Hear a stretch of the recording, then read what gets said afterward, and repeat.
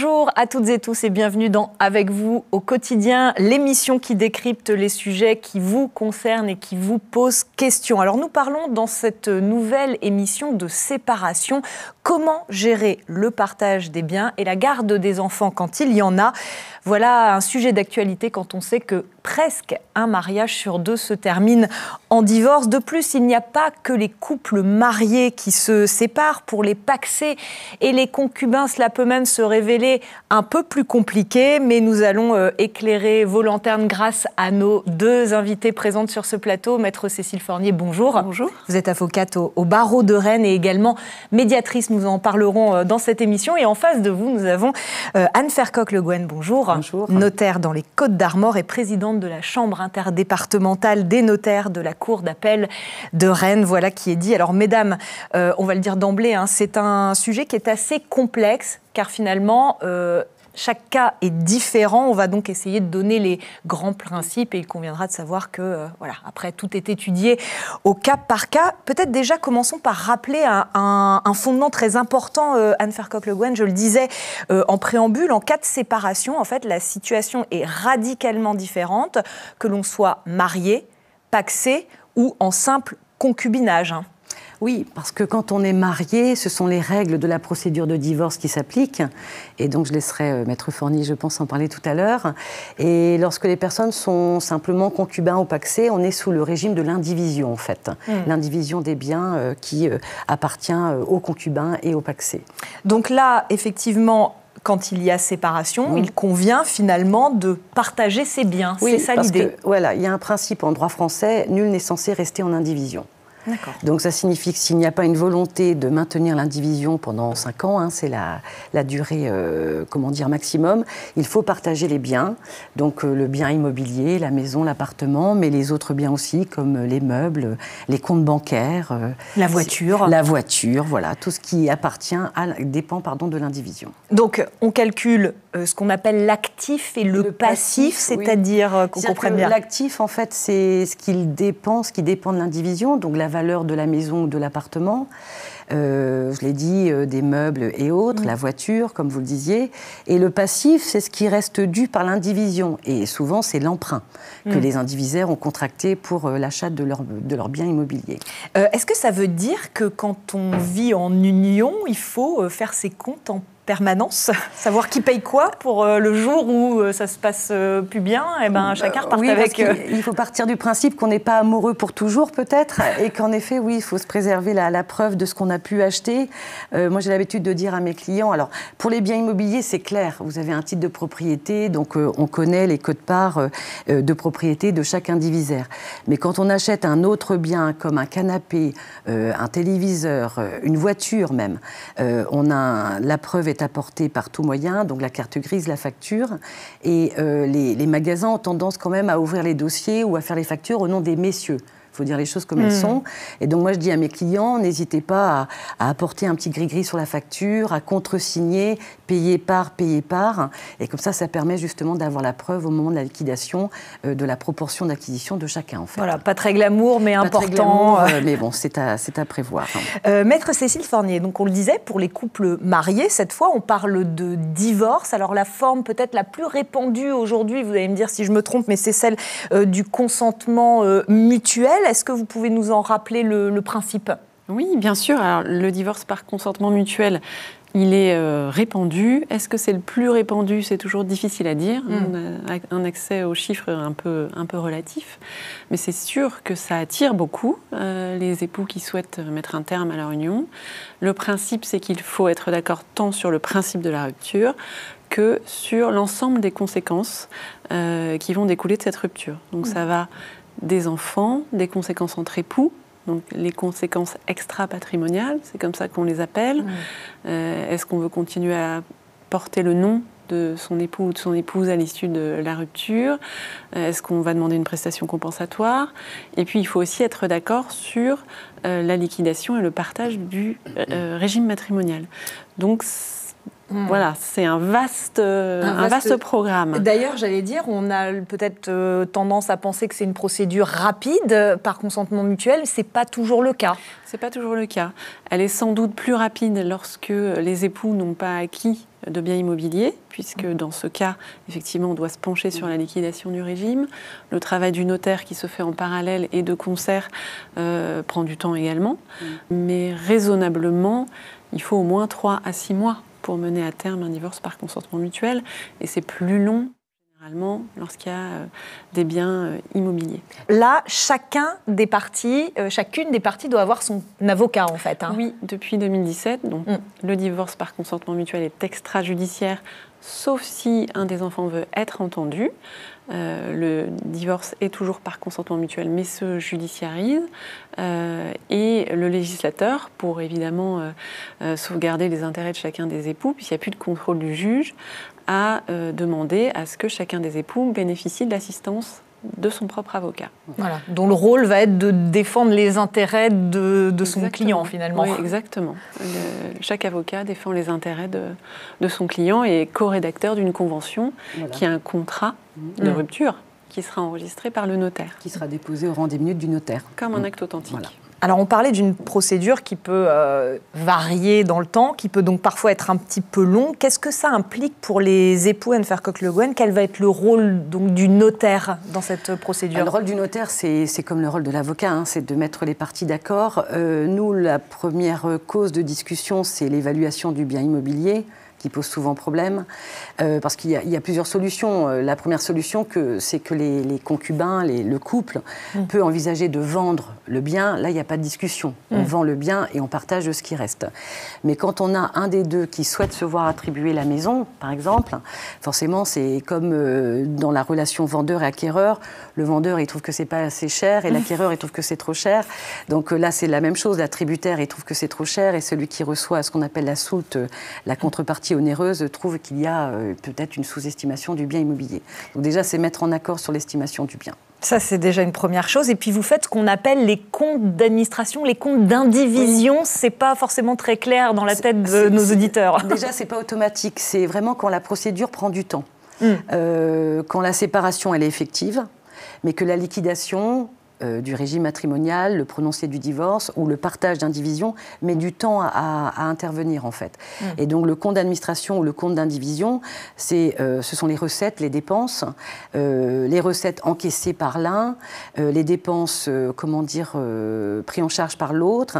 Et donc on fait un calcul pour savoir si un des deux doit de l'argent à l'autre en fait, pour être très, très, très synthétique. Et par exemple, c'est le cas s'il y en a un des deux qui reste dans la maison et que là, il va y avoir aussi un calcul qui Alors ça, c'est souvent un gros problème de discussion, c'est l'indemnité d'occupation, où on a un des deux qui reste habité sur place. Alors, s'il continue à payer le prêt, on va dire que les risques sont limités, puisque l'indemnité d'occupation, elle correspond à une valeur locative, en fait, du bien. Donc, si le prêt en face est du même montant, on va dire que ça s'annule.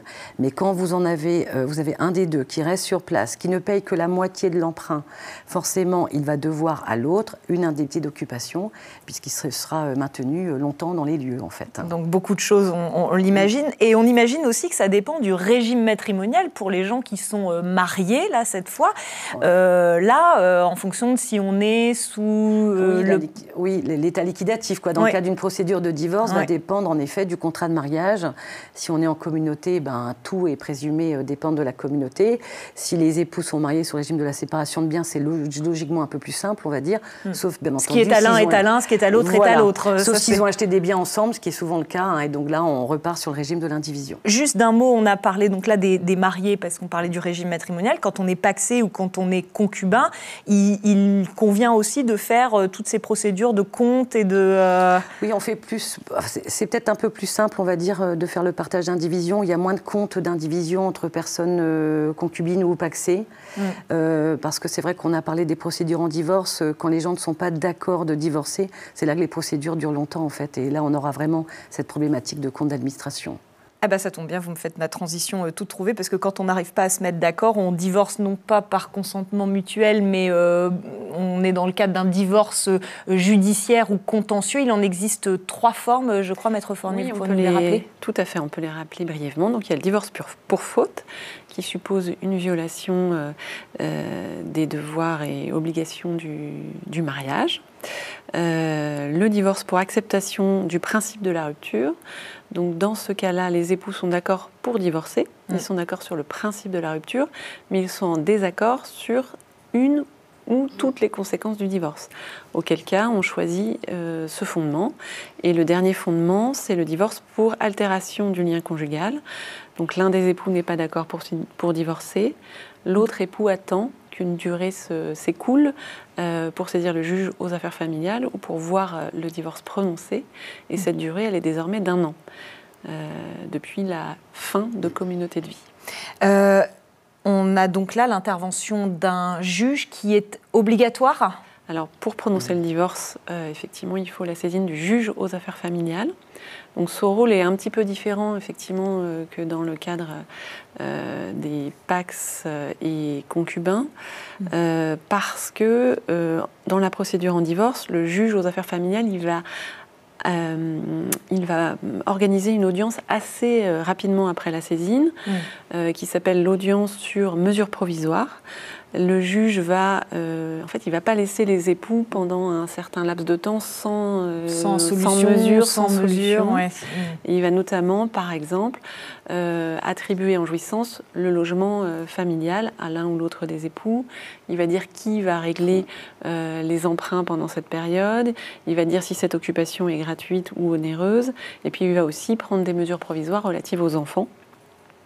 Donc très rapidement, alors, quand je dis très rapidement, il faut le temps de la convocation, mais c'est vrai que le couple marié peut avoir une décision provisoire pour que la procédure se fasse avec déjà quelques garde-fous, on va dire. Et il peut nommer un notaire expert parce que lui ne va pas en fait liquider, c'est ça le mariage. Tout à fait. Le juge du divorce n'est pas le juge de la liquidation du régime matrimonial.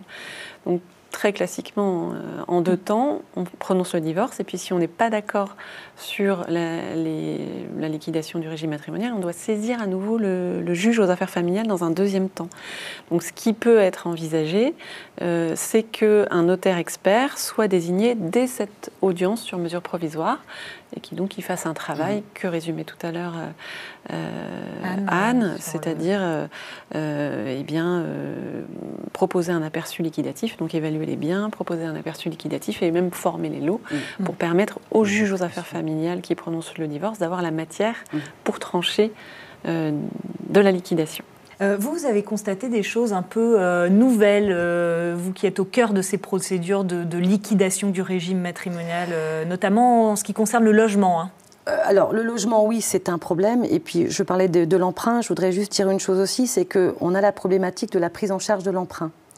Parce que vous avez l'attributaire de la maison qui peut souhaiter, en fait, continuer le remboursement de l'emprunt. Et pour ça, il faut que la banque accepte de désengager, de désolidariser l'autre. Donc ça, c'est une première problématique avec les taux d'intérêt qui sont tels qu'ils sont à l'heure actuelle. Donc on peut avoir un souci de ce côté-là. Donc on peut avoir des gens qui ne peuvent pas se séparer. Un jeune couple qui n'a remboursé que les intérêts de son emprunt.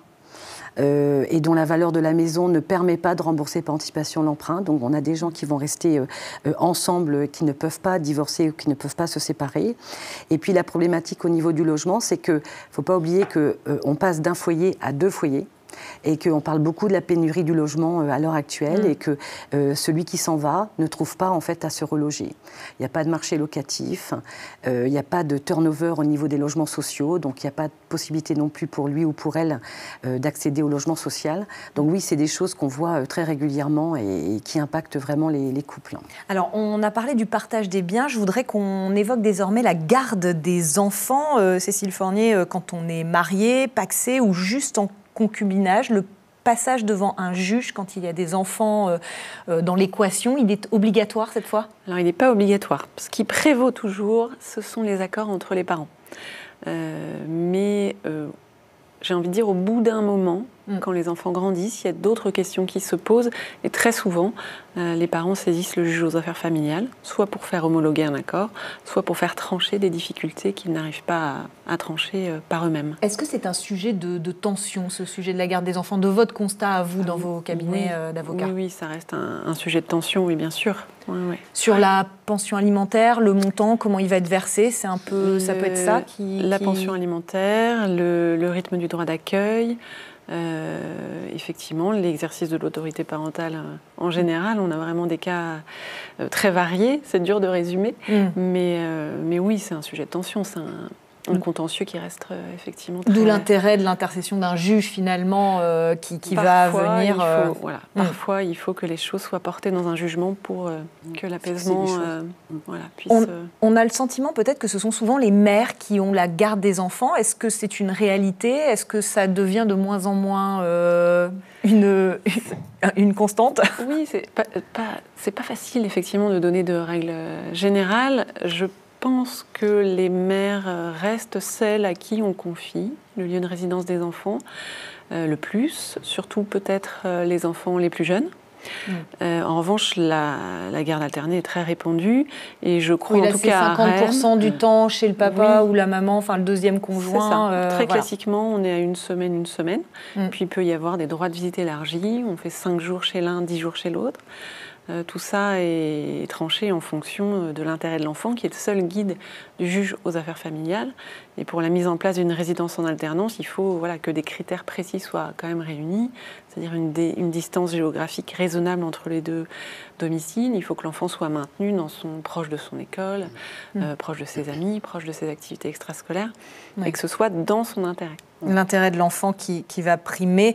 Juste, on rappelle votre conseil, c'est important de faire homologuer par le juge un accord, même si on se met d'accord sans intervention au début du juge. C'est vrai qu'on conseille, nous avocats, de toujours faire homologuer l'accord, tout simplement pour éviter des situations qui peuvent être assez catastrophiques, c'est-à-dire un accord est intervenu, les choses roulent depuis plusieurs années, et puis l'un des parents ne remet pas les enfants un jour. Donc l'autre parent se rend à la gendarmerie, mais les gendarmes sont désœuvrés, puisque sans décision, sans titre exécutoire, ils ne peuvent rien faire. Donc ça conduit vraiment à des situations qui peuvent être très inquiétantes, et qui inquiètent les enfants principalement, puisque eux sont pris dans quelque chose auquel ils ne sont absolument pas habitués, et qui est souvent contraire à leur intérêt. Tout se passe donc pas toujours bien, on l'a compris, dans les séparations. Donc, d'où l'intérêt peut-être d'avoir recours à la médiation. C'est un process qui se démocratise. Les avocats, les notaires aussi sont de plus en plus formés. C'est votre cas d'ailleurs, maître Cécile Fornier. Ça consiste en quoi la médiation, si on veut être assez rapide? Alors, très rapidement, la médiation, c'est une autre voie. On pose les choses totalement différemment. On cherche à rétablir le dialogue entre les parties, qu'on appelle les médiés. Un des principes de la médiation, c'est que tout est confidentiel. Donc la médiation, elle peut être judiciaire, ordonnée par un juge à tous les stades, le juge aux affaires familiales. Pour parler de lui, il peut enjoindre aux parties de rencontrer un médiateur dès la fameuse audience sur mesure provisoire. Tout comme à la fin, en prononçant le divorce, pour l'exécution de la décision, il peut tout à fait ordonner effectivement aux parties de rencontrer un médiateur. Et le médiateur a un rôle qui est totalement différent. Il n'est pas juge, il n'est pas avocat, il n'est pas notaire, il ne peut pas donner de conseils juridiques. Donc il est totalement impartial. On dit que c'est un facilitateur. Il organise des réunions pour la reprise du dialogue et en matière familiale, toujours dans l'intérêt de l'enfant, pour que la communication entre les parents reprenne et que les relations soient plus fluides, ce qui a un impact incontestable sur les enfants. Il y a une exception à ce recours à la médiation, c'est en cas de violence familiale. Là, il n'y a pas possibilité d'y avoir recours. Rennes a d'ailleurs été tribunal judiciaire pilote dans la démarche TMFPO, comprenait tentative de médiation familiale préalable obligatoire. C'est une médiation avant divorce, c'est ça? Alors, pas avant divorce, c'est la tentative de médiation était obligatoire avant nouvelle saisine du juge aux affaires familiales de Rennes. Donc on a été tribunal judiciaire pilote, mais pendant très longtemps, puisque depuis 2016, et ça s'est arrêté en décembre 2024. Et donc l'idée, c'est effectivement que les parties aillent voir un médiateur avant nouvelle saisine, donc pour chercher une solution avant d'avoir recours au juge. L'idée, c'était quoi? De désengorger un peu Sans doute, bien sûr. Voilà, alors le constat, il est difficile, encore une fois, d'avoir des chiffres. Ce qui est sûr, c'est que ça a vraiment fait connaître la médiation, que le barreau famille, comme on dit, donc les avocats en droit de la famille du barreau de Rennes, se sont saisis tout à fait du processus de médiation y ont recours, le conseil, comme c'est notre obligation d'ailleurs. Mais c'est vrai que ça a beaucoup fait connaître la médiation. Anne Fercoq-Le Guen, la médiation, ça se passe aussi chez les notaires. Hein. C'est assez récent, mais... C'est assez récent. On a aussi le centre de médiation des notaires bretons, 20 médiateurs. Et en effet, c'est vrai que quand vraiment le dialogue est rompu en fait, entre les parties, on propose la médiation pour justement redynamiser et réactiver tout ça. Mesdames, on va poursuivre cette émission, mais tout de suite, c'est l'heure de notre chronique actu. Maître Jean-Philippe Belin, c'est vous qui nous rejoignez ce mois-ci pour nous donner quelques actualités. On commence par parler des donations familiales qui sont désormais exonérées. Expliquez-nous. Alors exonérées, oui, en partie, comme toujours. Effectivement, depuis février 2025, des parents, grands-parents peuvent donner à leurs enfants ou petits-enfants, ou à défaut d'une telle descendance, à des neveux et nièces, une somme de 100 000 € en plus des dispositifs qu'on connaît actuellement.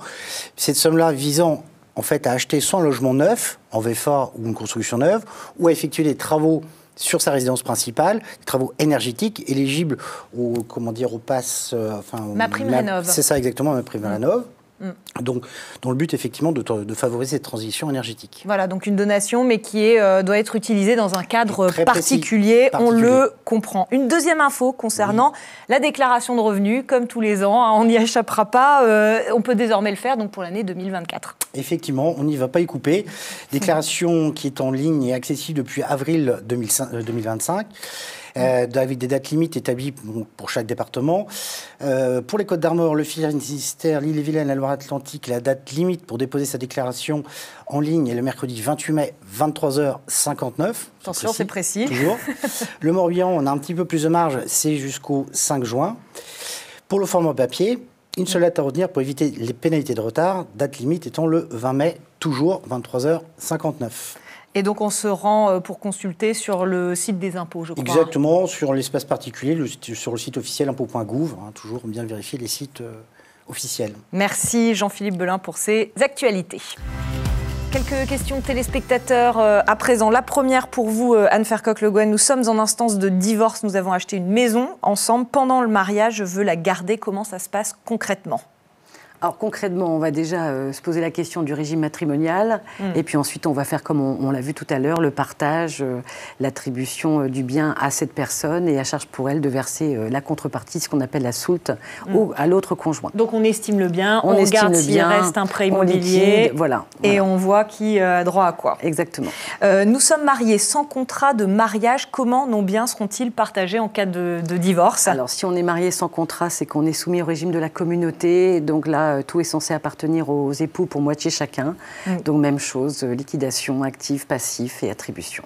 Nous avons des enfants et nous nous séparons. Comment déterminer le montant de la pension alimentaire ? Peut-être une question pour vous, Maître Cécile Fornier. Alors pour déterminer le montant de la pension alimentaire, pas de méthode absolue. En tout cas, il y a plusieurs choses auxquelles il faut réfléchir. L'âge des enfants, leurs besoins, les facultés contributives de l'un et l'autre. Et puis, il y a un barème qui avait été fait par le ministère de la Justice il y a quelques années, qui est un des éléments que le juge aux affaires familiales peut regarder pour déterminer et fixer le montant, mais il n'y a pas de méthode absolue. Donc le juge peut la fixer, mais on peut aussi se mettre d'accord. On peut aussi se mettre d'accord, tout à fait. Alors, on va conclure cette émission en parlant un petit peu de sous, parce que se séparer, eh bien, ça coûte de l'argent et c'est pas négligeable. Anne Fercoq-Le Guen, du point de vue de la fiscalité, il est important d'avoir certaines choses en tête. Oui, en fait, surtout en matière de biens immobiliers, on doit faire un acte de partage qui sera publié au service de la publicité foncière. Donc il y a les émoluments du notaire, forcément, mais il y a ce qu'on appelle le droit de partage. Le droit de partage, c'est la taxe qui est perçue par l'État, en fait, dans le cadre de la séparation. D'accord. Et cette taxe, son assiette, c'est l'actif net partagé. Donc l'actif moins le passif, ce qui reste. Lorsqu'on est marié, un pourcentage. Voilà, un pourcentage. Les époux mariés sont taxés à 1,10%. Du montant de ce... Voilà, de cet actif net partagé. Les pacsés également, ils bénéficient du même régime.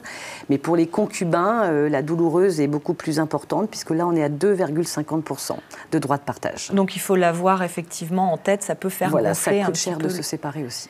Maître Cécile Fornier, pour les divorces, alors peut-être par consentement mutuel, pour prendre cet exemple-là, on sait que chacun doit avoir son avocat. Ça coûte combien une procédure de divorce ? Alors, chaque avocat est libre de la fixation du montant de ses honoraires, c'est le principe. En divorce par consentement mutuel, on est nombreux, en tout cas, à faire des forfaits.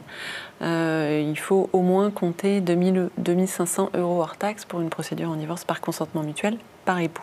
Donc ça... Mais c'est une moyenne que je vous donne. Pour Rennes, voilà, tout dépend de la localité. De la et puis, comme vous le disiez, chaque avocat peut mettre... effectivement, et du nombre de questions qui se posent. Ouais, dans les divorces contentieux, ça peut monter beaucoup plus, puisqu'on y passe plus de temps. Tout à fait. Oui, bien sûr. Merci beaucoup, mesdames, pour cette explication de texte en règle sur la séparation, comment gérer le partage des biens et la garde des enfants. On se retrouve très bientôt Avec vous au quotidien pour un nouveau sujet. D'ici là, portez-vous bien.